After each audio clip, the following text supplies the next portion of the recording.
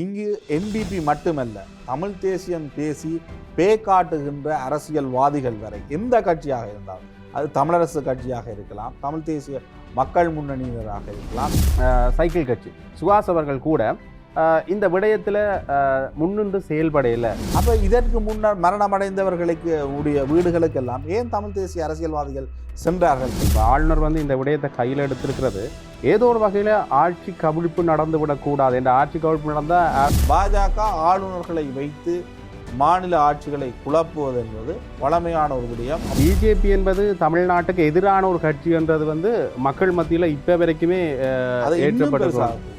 எதிர்காலத்திலையும் பாஜக தமிழகத்துக்கு வர முடியாத ஒரு நிலைமை. ஆனால் விஜய் எடுத்திருக்கிற அரசியல் இந்த விடயம் அரசியல் சூசகம் சரியா இருக்குதோ? பிஜேபி இந்த சாயம் பூசப்படாமல் தொடர்ந்து பயணிக்கிறதுக்கு தயாராக. அன்றகுமார திசநாயக தான் எளிமையானவர், மக்களுடன் இணைந்து செல்கின்றேன் என்றால் அந்த குடும்பத்துக்கான நீதி எங்கே என்ற ஒரு கேள்வி இருக்கிறது. சசிகலாண்ட விடயத்திலையும் இந்த விடயம் இடம்பெற்றிருந்தது. ஆளுநருடைய விடயம் தானே. அதான் அதிலேயே 122 எடுத்தவருக்கு பலத்த சந்தேகங்கள் இருப்பதாக இந்த விடயத்தை முன்னெடுக்கின்ற பல தரப்பினர் எனக்கு பர்சனலாகவே குறிப்பிட்டிருக்கின்றார்கள்.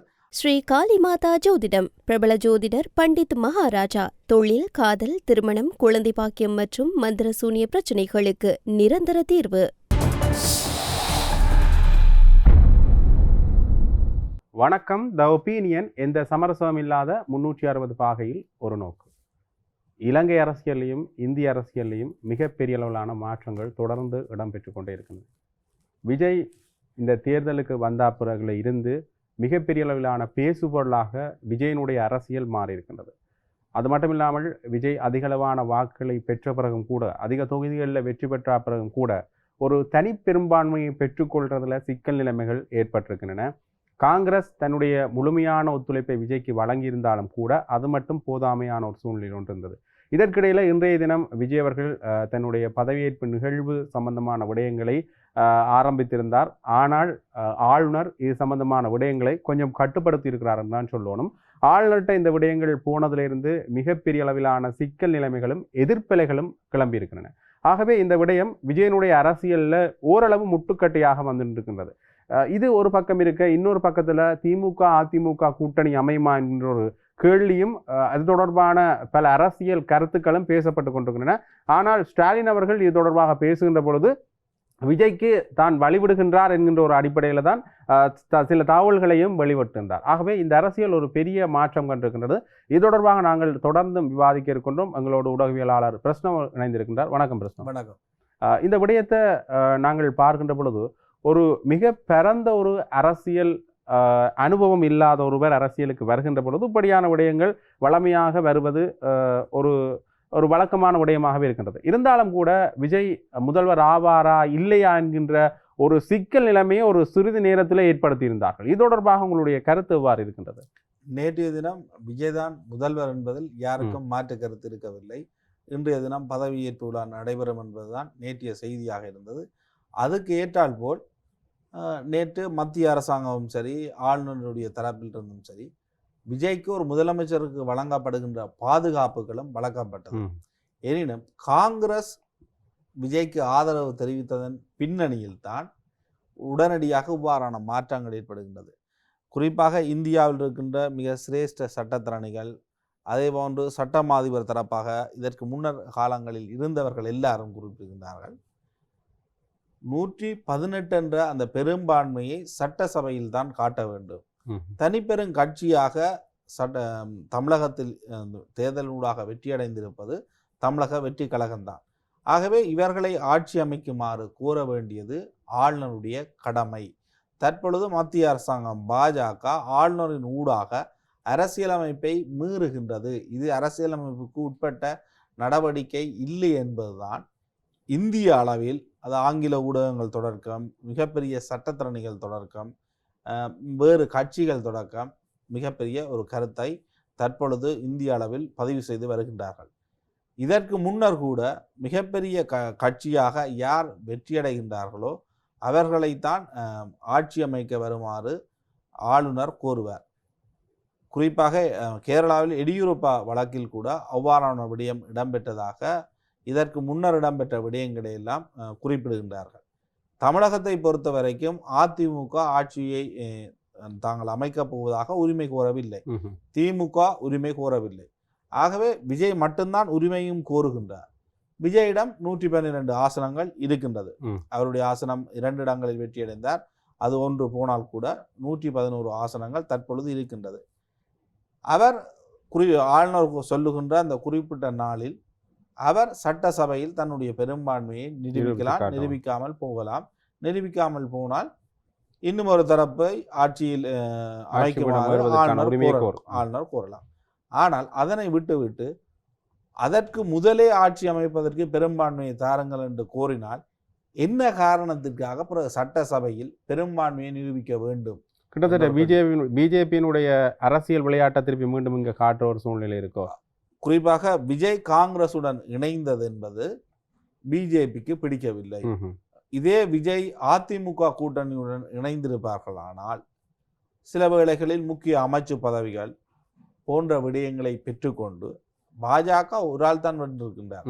பாஜகவினால் மிகப்பெரிய ஒரு செல்வாக்கை செலுத்த முடியாது. ஆனால் அதிமுக பாஜக சொல்கின்ற அனைத்து விடயங்களையும் கேட்கக்கூடிய ஒரு நிலையில் இருப்பதாகத்தான் இந்தியாவில் இருந்து ஊடகங்களாக இருக்கலாம் அல்லது விமர்சனங்களை முன்வைப்பவர்கள் குறிப்பிடுகின்றார்கள். அந்த வகையில் அதிமுகவுடன் இந்த கூட்டணி அமையவில்லை. வேறொரு வகையில் விஜய் ஒரு பெரும் லீடராக வந்துவிடக் கூடாது, அதாவது காங்கிரசுடன் இணைந்து வந்துவிடக் கூடாது. இது தங்களுக்கு எதிர்காலத்தில் நாடாளுமன்ற தேர்தலில் ஒரு பிரச்சனையாக இருக்கும் என்ற அடிப்படையில் பாஜக செயற்படுகின்றது. பாஜக ஆளுநர்களை வைத்து மாநில ஆட்சிகளை குழப்புவது என்பது வழமையான ஒரு விடயம். அவ்வாறான குற்றச்சாட்டு எல்லா இடங்களிலும் இருக்கின்றது. விஜயை பொறுத்த வரைக்கும் அவர் முதலமைச்சர் ஆவதற்கு முன்னரே இவ்வாறான ஒரு பிரச்சனை வருகின்றது. விஜய் தரப்பு நீதிமன்றத்தை நாடும். குறிப்பாக அது 10ஆம் தேதி மட்டும் அவர்கள் காத்திருப்பார்கள் என்று கூறப்படுகின்றது. அதன் பின்னர் அவர்கள் நீதிமன்றத்துக்கு செல்வார்கள். தற்பொழுது வேறு ஏதாவது ஒரு கட்சி ஆட்சி அமைக்கப் போகின்றோம், எங்களிடம் பெரும்பான்மை இருக்கு என்று கூறினால் ஆளுநர் இதை பற்றி சிந்திப்பதில் ஒரு நியாயம் இருக்கிறது. கிட்டத்தட்ட ரஜினிகாந்த் அவர்கள் கூட இந்த விடயம் தொடர்பாக சந்தித்து பேசியிருந்தார், ஸ்டாலினை சந்தித்து பேசியிருந்தார் என்கிற விஷயம் பேசப்படுகின்றது இந்த கூட்டணி அமைப்பது தொடர்பாக. ஆனால் ஸ்டாலின் பேசுகின்ற பொழுது இந்த கூட்டணிக்கு தான் தயாரில்லை என்கின்ற ஒரு நிலைப்பாட்டை நேரடியாக சொல்லாட்டியும் மறைமுகமாக இந்த விஜய்க்கு வழிவிடுகின்றேன், ஆதரவு தெரிவிக்கின்றேன் என்ற ஒரு நிலைப்பாட்டில், ஆதரவில்லை வழிவிடுகின்றேன் என்ற ஒரு நிலைப்பாட்டை அவர் பேசியிருந்தார். ஆகவே இந்த கூட்டணிகள் சாத்தியமில்லை, அதை ஏற்றுக்கொள்கிறேன். நீங்கள் விஜய் ஆட்சி அமைப்பதற்கு தான் எந்த ஒரு குளறுபடிகளையும் 6 மாத காலத்துக்கு செய்ய மாட்டேன், கிட்டத்தட்ட இந்த கூட்டணி சாத்தியமில்லை என்பதுதான் அர்த்தம். அதே நேரம் தான் எதிர்கட்சியில் தான் இருக்க போகின்றேன் என்பதும் ஸ்டாலினுடைய ஒரு நிலைப்பாடாக இருக்கின்றது. தேர்தல் முடிஞ்சோடனே சொல்லிட்டார். இன்றைய தினம் விடியவும் அந்த விடயத்தை தான் குறிப்பிட்டது. ஆகவே அவர் அதாவது திமுக வந்து எதிர்காலத்தை நோக்கி பல வேளைகளில் அவர்களுக்கு ஒரு உதயநிதி ஸ்டாலின் முதலமைச்சராக வருகின்ற அந்த சந்தர்ப்பத்தை நோக்கி அவர்கள் சிந்திக்கலாம். இல்ல அந்த நேரத்துல அதிமுக திமுக இணைந்திருந்ததான என்ற ஒரு நிலைமை ஏற்பட்டால் தாங்கள் ஒரு ஸ்ட்ராங்கா செயற்பட முடியாத நிலைமை ஏற்படலாம். தற்பொழுதும் திமுக தான் எதிர்கட்சி, ஆளுங்கட்சியும் எதிர்கட்சிக்கும் இடையில எப்பவுமே ஒரு போட்டி நிலைமை இருக்கு. இது இல்லாட்டா அதன் நிலைமை இருக்கு. இப்ப அதிமுகவுக்கு தான் பிரச்சனையே தவிர திமுகவுக்கு மிகப்பெரிய அளவு பிரச்சனை இல்லை. போன முறை ஆட்சியில் இருந்தவர்கள் இந்த முறை எதிர்கட்சியாக இருக்கின்றார்கள். ஆனால் அதற்கு முதல் முறை ஆட்சியில் இருந்தவர்கள் அதிமுக, போன முறை எதிர்கட்சியில் இருந்தவர்கள் இந்த முறை அந்த 2 சீன்லையும் இல்லாம போயிடும். அதிமுக தான் பிரச்சனை, மிகப்பெரிய அளவான பிரச்சனை. அதிமுகவுடன் திமுக இணைந்து ஒரு கூட்டணி அமைக்க வேண்டும். அந்த கூட்டணியில் ஸ்டாலின் முதலமைச்சராக இருக்கலாம் அல்லது எடப்பாடி முதலமைச்சராக இருக்கலாம் போன்ற விடயங்கள் பேசப்பட்டன.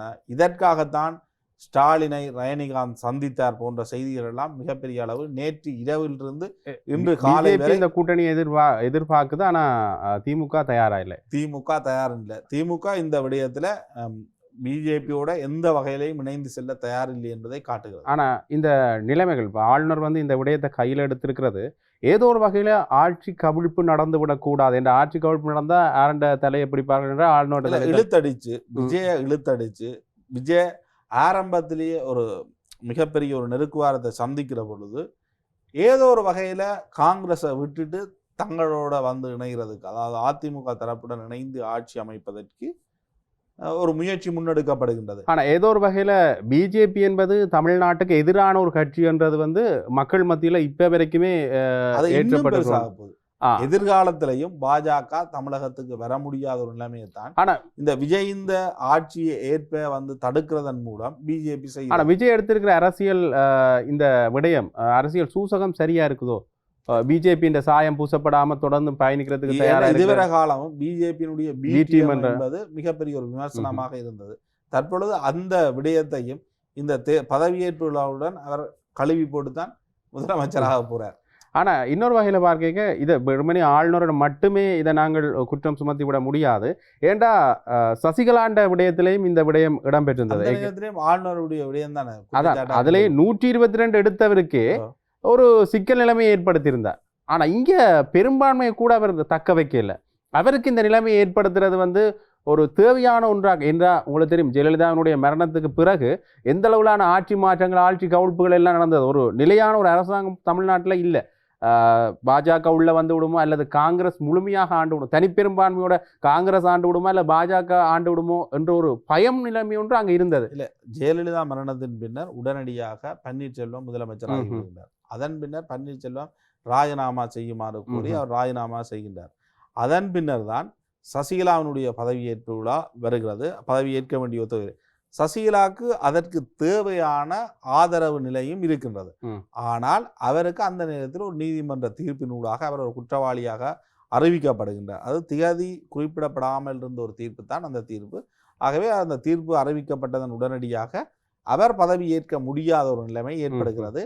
அதற்கான ஒரு கால இழுத்தடிப்பை அந்த நேரம் வித்யாசாகர் ஆளுநராக இருந்தவர் மேற்கொண்டார் என்பது ஒரு குற்றச்சாட்டு. திட்டமிட்ட வகையில் நடத்தப்பட்டது. இங்கு இதற்கு முன்னர் தேர்தலில் வெற்றியடைந்த மிகப்பெரிய கட்சிகள் எவ்வாறு ஆட்சி அமைக்க வேண்டும் என்பதற்கு பல உதாரணங்கள் இந்தியாவில் இருக்கின்றது.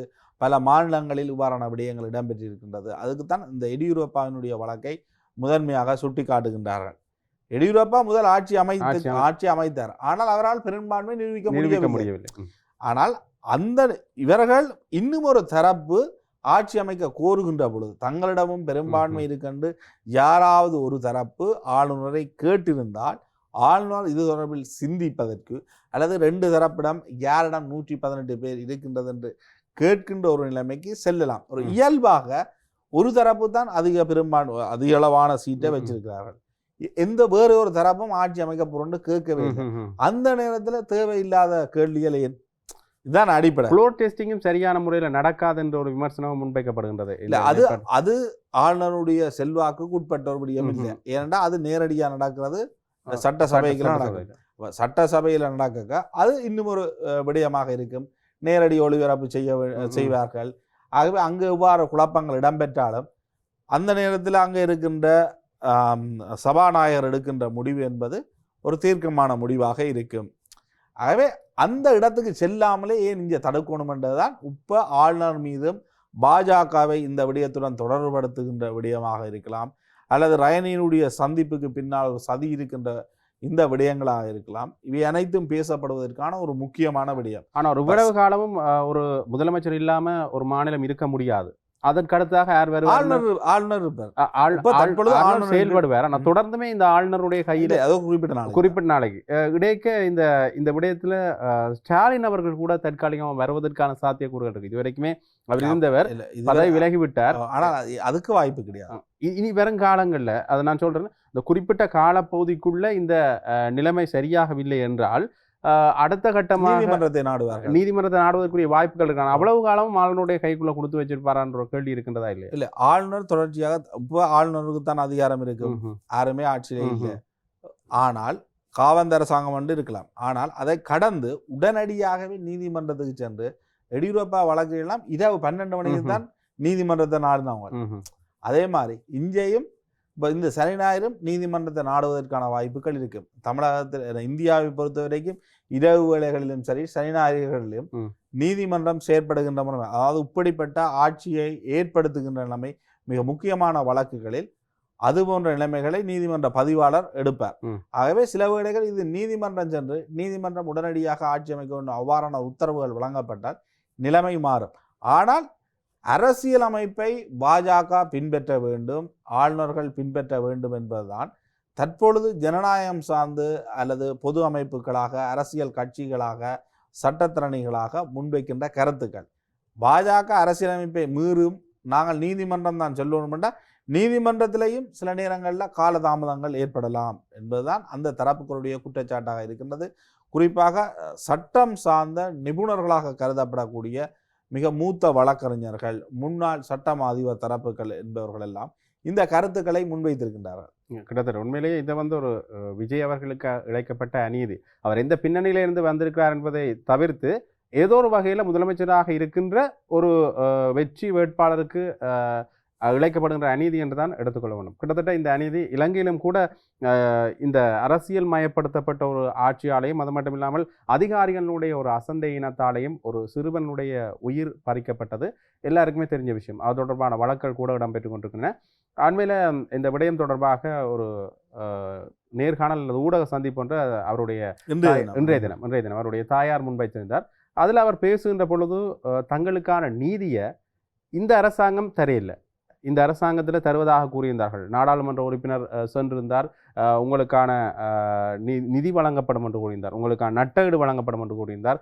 அது மட்டும் இல்லாமல் இது தொடர்பான சட்ட நடவடிக்கை நாங்கள் எடுப்போம் என்று தெரிவித்திருந்தார். ஆனால் தங்களுக்கு சரியான நீதி வழங்கப்படவில்லை என்று அவருடைய தாயார் தெரிவித்திருக்கிறார். அவர் நேரடியாகவே சொல்கின்றார், இது போலீசாருடைய குற்றம், போலீசார் செய்த தவறு என்றதை நேரடியாகவே அவர் அந்த ஊடக சந்திப்பில் பதிவு செய்திருக்கிறார். அது மட்டும் இல்லாமல் தொடர்ந்துமே பல விடயங்கள்லையும் இந்த இது சார்ந்த விடயங்களில் செல்வாக்கு செலுத்துகிற சைக்கிள் கட்சி சுகாஸ் அவர்கள் கூட இந்த விடயத்தில் முன்னின்று செயல்படையில், தங்களோட நின்று செயல்படையில், தங்களுக்கு ஆதரவான ஒரு நிலைப்பாட்டில் நின்று செயல்படையில் என்ற விமர்சனங்கள் முன்வைக்கப்பட்டுகின்றன. ஆகவே இந்த விடயத்தில் தமிழ் தேசிய பரப்பில் பயணிக்கிற கட்சிகளும் கொஞ்சம் அந்த சிறுவன் விவகாரத்தை கைவிட்டுட்டு, அது மட்டும் இல்லாமல் ஆளும் கட்சி கூட அந்த சிறுவன் விவகாரத்தில் சரியான நடவடிக்கைகளை மேற்கொள்ளல என்ற ஒரு கேள்வி ஒன்று இருக்கின்றது. அது மட்டும் இல்லாமல் இன்னொரு வகையில் பார்க்கின்ற பொழுது இந்த விடயங்கள் சார்ந்து பேசுகின்ற பொழுது ஒரு கட்டத்தில் அந்த சிறுவன் மீது குற்றச்சாட்டு முன்வைக்கப்பட்டது எப்படி என்றால், அந்த சிறுவனுடைய பின்னணி, அந்த சிறுவன் எங்கிருந்து வந்தார், அவர் கிட்டத்தட்ட ஒரு குற்றச்செயல்களோடு சம்பந்தப்பட்டிருக்கலாம் என்கிற வகையில் அவர் மேலேயும் ஒரு குற்றச்சாட்டு முன்வைத்து இந்த வழக்கை அல்லது இந்த அரசியல் மயப்படுத்தப்பட்ட இந்த விடயத்தை திசை திருப்புவதற்கான ஒரு முயற்சி கூட ஏற்பட்டிருந்தது. இதில் கொஞ்சம் எங்களுடைய கட்சிகளும் இந்த விடயத்தை கையில் எடுக்காம விட்டுட்டார்களோ, இது தொடர்பாக உங்களுடைய கருத்து என்னவாக இருக்கின்றது? குறிப்பாக அந்த தாயாரனுடைய கோரிக்கை என்பது அருட்பயசனுடைய மரணம் நேரடியாக போலீசாரனுடைய துப்பாக்கி சூட்டில் தான் அவர் மரணம் அடைகிறார். போலீசார் சொல்லுகின்ற காரணம் என்பது மறைக்கின்ற பொழுது நிற்கவில்லை, அதனால் துப்பாக்கியால் சுட்டோம் என்பது. இது எந்த அளவு தூரம் ஏற்றுக்கொள்ளப்பட முடியும்? அதே நேரம் அந்த வாகனம் நின்ற முறைமை எல்லாம் பார்ப்பதற்கு இவ்வாறான ஒரு சம்பவம் இடம்பெற்றது போன்ற ஒரு விடயத்தை வெளிப்படுத்துகின்றதா என்ற ஒரு கேள்வி இருக்கின்றது. அதே நேரம் வாகனம் நிற்கவில்லை என்றால் ஏன் துப்பாக்கியால் சுட வேண்டிய அளவுக்கு சென்றார்கள்? அது ஏன் வாகனத்தினுடைய சில்லை நோக்கி சுடவில்லை என்ற கேள்விகள் எழுந்தது. இது தொடர்பில் மனித உரிமை ஆணைக்குழுவும் விசாரணைகளை மேற்கொண்டது. அதே நேரம் அவர்கள் போதைப் பொருளை பயன்படுத்தினார்கள் போன்ற குற்றச்சாட்டுகள்லாம் முன்வைக்கப்பட்டது. ஆனால் மருத்துவ விசாரணையை முன்னெடுக்கின்ற நீதிமன்றத்திடம் இந்த விடயம், அதாவது அவர் என்ன காரணத்துக்கு மரணமடைந்தார் போன்ற மருத்துவ சான்றிதழ்கள் எதுவுமே முன்வைக்கப்படவில்லை. அந்த விசாரணை இழுத்தடிக்கப்படுகின்றது என்ற அடிப்படையில் தான் தாய் இந்த விடயத்தை ஒரு ஊடக சந்திப்பில் வெளிப்படுத்தி இருக்கின்றது. குறிப்பாக தமிழ் தேசியம் சார்ந்த அரசியல்வாதிகளாக இருக்கலாம், அல்லது தற்பொழுது மக்களினுடைய தோழனாக எளிமையான அரசியலை முன்னெடுப்பதாக கூறுகின்ற என்பிபியாக இருக்கலாம். யாரும் தங்களுக்காக நிற்கவில்லை என்பதுதான் அந்த தாயாரினுடைய கோரிக்கை. அது உண்மையும் கூட. போலீசார் துப்பாக்கி சூட்டில் ஒருவர் மரணமடைந்திருக்கின்றார். அவர் ஒரு இளைஞனாக மரணமடைந்திருந்து தமிழ் தேசியம் பேசி கத்துகின்ற எந்த ஒரு அரசியல்வாதியும் அவருடைய வீட்டிற்கோ இறுதி கிரியைக்கோ செல்லவில்லை. அவருடைய இறுதி கிரியை கூட ஒரு போராட்டமாகத்தான் முன்னெடுக்கப்பட்டது. போலீசார் அங்கு எவ்வாறு நடந்து கொண்டார்கள் எல்லாம் நீதிமன்ற விசாரணையில் கூட இந்த விசாரணை ஒரு நம்பகரமான விசாரணையாக நடக்கவில்லை, அல்லது நம்பகரமான விசாரணை என்ற முறையில் நடக்க வேண்டும் என்ற காரணத்துக்காகத்தான் சிஐடியினருக்கு மாற்றப்பட்டது. சிஐடியினர் கொழும்பிலிருந்து இந்த விசாரணையை மேற்கொள்ளுகின்ற பொழுது அவர்கள் யாழ்ப்பாணத்துக்கு வந்து அந்த குடும்பத்திடம் விசாரணை நடத்த வேண்டுமா, அல்லது கொழும்புக்கே வருமாறு கூற வேண்டுமா? தற்பொழுது கொழும்புக்கு வருமாறு சிஐடியினர் கோரியிருப்பதாகத்தான் அந்த அந்த தாயார் ஊடகத்துக்கு கடிதம் கூட ஊடக தமிழ் சந்திப்பில் மொழியிலே தெரிவிக்கிறார். இல்லையா? அதே நேரம் தமிழ் மொழி புறக்கணிக்கப்பட்டு சிங்களத்தில் அந்த கடிதம் தங்களுக்கு தந்திருக்கப்பட்டதாக கூறப்படுகின்றது. ஆகவே ஒரு இளைஞன் யாழ்ப்பாணத்தில் மரணமடைந்தால் அவர் ஒரு படுகொலை செய்யப்பட்டிருக்கின்றார் போலீசாரால். போலீசார் இதுவரைக்கும் கைது செய்யப்படவில்லை. ஆகவே இது ஒரு சட்டத்தின் ஆட்சி நடக்கின்ற நாடா? அன்றகுமார திசாநாயக்க தான் எளிமையானவர், மக்களுடன் இணைந்து செல்கின்றேன் என்றால் அந்த குடும்பத்துக்கான நீதி எங்கே என்ற ஒரு கேள்வி ஏற்படுகின்றது. அதே நேரம் அந்த குடும்பத்தினர் அன்றகுமார திசாநாயக்கவை சந்திப்பதற்கு, ஜனாதிபதியை நேரில் சந்திப்பதற்கு முயற்சித்திருக்கின்றார். அந்த முயற்சி தோல்வி அடைந்திருக்கின்றது. ஜனாதிபதியை சந்திக்க முடியாதென்று அங்கு சென்ற இடத்தில் அவர்களுக்கு குறிப்பிட்டிருக்கின்றார்கள். குறிப்பாக ஜனாதிபதி மக்களுடன் எளிமையாக பழகின்றார் போன்ற வீடியோக்களை வெளியிடுகின்ற ஜனாதிபதியினுடைய ஊடக பிரிவு இவ்வாறான கோரிக்கைகள் எழுகின்ற பொழுது ஏன் சந்திக்க முடியவில்லை? ஏன் யாழ்ப்பாணத்தில் இருக்கின்ற என்பிபியினரால் அந்த தாயாரை, அந்த குடும்பத்தினரை, ஜனாதிபதியை சந்திக்க வைக்க முடியவில்லை? இதற்கு முன்னர் எல்லாம் குறிப்பாக தற்பொழுது வித்தியா வழக்கினுடைய இறுதி தீர்ப்பு, அதாவது உச்சநீதிமன்றம் அந்த தீர்ப்பை வழங்கியிருந்தது, உறுதி செய்திருந்தது. அந்த நேரத்தில் வித்தியாவினுடைய குடும்பத்தினை நேரடியாக அன்று ஜனாதிபதியாக இருந்த மைத்ரிபால சிறிசேன சென்று சந்தித்தார். அது நீதிமன்றத்தின் ஊடாக தீர்ப்பு வழங்கப்படும் என்று கூறி அவர் புறக்கணிக்கவில்லை. மிகப்பெரிய ஒரு கொடூரம் இடம்பெறுகின்ற பொழுது அந்த விடயங்களில் நாட்டினுடைய தலைவர்கள் சந்திப்பது, அந்த குடும்பங்களுக்கு ஆறுதல் வழங்குவதெல்லாம் ஒரு நாட்டினுடைய தலைவரினுடைய கட்டாய கடமை.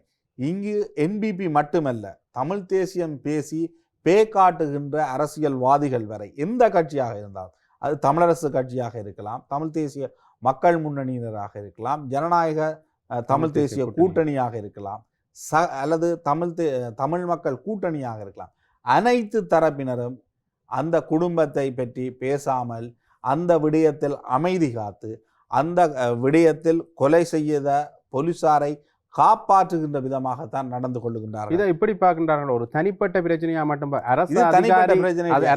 மனித உரிமை மீறல், ஒரு படுகொலை இடம்பெற்றிருக்கின்றது. அந்த அடிப்படையில் தானே பார்க்க வேண்டும். நீதிமன்றத்தினுடைய இறுதி தீர்ப்பு என்பது வேறு விதமாக இருக்கலாம், அல்லது அது சரி தவறு என்பது நீதிமன்றத்தினுடைய முடிவாக இருக்கலாம். ஆனால் ஒரு துப்பாக்கி பிரயோகம் ஏற்பட்டு ஒரு படுகொலை இடம்பெற்றிருக்கின்றது. அந்த படுகொலை அவர்கள் ஏன் கைது செய்யப்படவில்லை என்பது தொடர்பில் தான் அந்த தாயாரனுடைய கோரிக்கை இருக்கின்றது. அந்த தாயார் என்னத்தை கோருகின்றார்? தங்களுக்கு நீதி வேண்டும் என்று.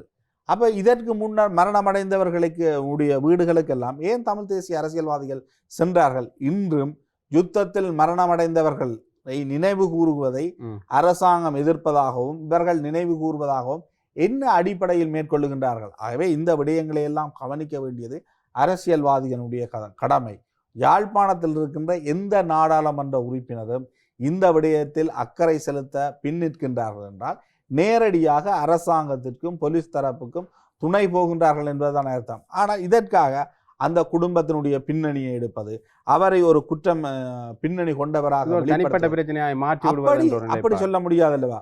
என்ன பின்னணியும் அவருக்கு இதுவரைக்கும் இருப்பதாக போலீஸ் தரப்பு கூட கூறவில்லை. குற்ற பின்னணி சார்ந்த இந்த விடயம் சார்ந்து பலத்த சந்தேகங்கள் இருப்பதாக இந்த விடயத்தை முன்னெடுக்கின்ற பல தரப்பினர் எனக்கு பர்சனலாகவே குறிப்பிட்டிருக்கின்றார்கள். ஆகவே இந்த விடயத்தில் மிக சரியாக எந்த கட்சிகளும் நடந்து கொள்ளவில்லை, எந்த பொது அமைப்புகளும் நடந்து கொள்ளவில்லை. குறிப்பாக சட்டத்திறனிகள், தமிழ் சட்டத்திறனிகள் பேரவை இந்த தமிழ் தேசியம் சார்ந்த கட்சிகளை ஒன்றிணைத்து தமிழ் மக்களுக்கு என்ன தீர்வு வழங்குவது தொடர்பில் ஒரு விடயத்தை முன்னெடுக்கின்றார்கள். ஆனால் சட்டத்திறனிகளுடைய அடிப்படை வேலையை இப்படியான விடயத்தில் உங்களோட சங்கமாக முன்னெடுத்து அந்த குடும்பத்துக்கு ஒரு நீதியை நிலைநாட்ட முடியலை. தமிழினத்துக்கு நீங்கள் நீதியான, அவர்கள் கௌரவமாக வாழக்கூடிய ஒரு அரசியல் தீர்வை பெற்றுக் கொடுப்பீர்களா? ஆகவே இதுதான் இங்கிருக்கின்ற பொது அமைப்புகளுடைய நிலைமை என்பதை நாம் உணர்ந்து கொள்ள வேண்டும். உண்மையில் நீங்கள் கூறியது போல வட்டுக்கோட்டை விடயத்தில் குரல் கொடுத்த தமிழ் தேசிய மக்கள் முன்னணி கூட இந்த விஷயத்தில் கொஞ்சம் சொல்லுது, அவர் கூறுகின்றார். ஆகவே ஒரு வகையில் இந்த கட்சிகள் எல்லாம் அரசாங்கத்துக்கு சூரம் போன கட்சிகளாக மாறிவிட்டதா, அல்லது அரசாங்கத்திற்கும் அரசு அதிகாரிகளுக்கும் உதவின கட்சிகளாக மாறிவிட்டதா என்றதான் ஒரு பெரிய கேள்வியாக மக்கள் மனதில் எழுந்திருக்கின்றது. தொடர்ந்துமே நிறைய விடயங்களை விவாதித்திருந்தோம். இதுவரை நேரம் உங்களுடைய நேரத்தை பகிர்ந்து கொண்டமைக்கு நன்றி பிரச்சனை. நன்றி. இதே போன்று ஒரு காத்திரமான தலைப்போடு மீண்டும் சந்திக்கின்றோம். நன்றி. ஸ்ரீ காளிமாதா ஜோதிடம் பிரபல ஜோதிடர் பண்டித் மகாராஜா. தொழில், காதல், திருமணம், குழந்தை பாக்கியம் மற்றும் மந்திர சூனிய பிரச்சனைகளுக்கு நிரந்தர தீர்வு.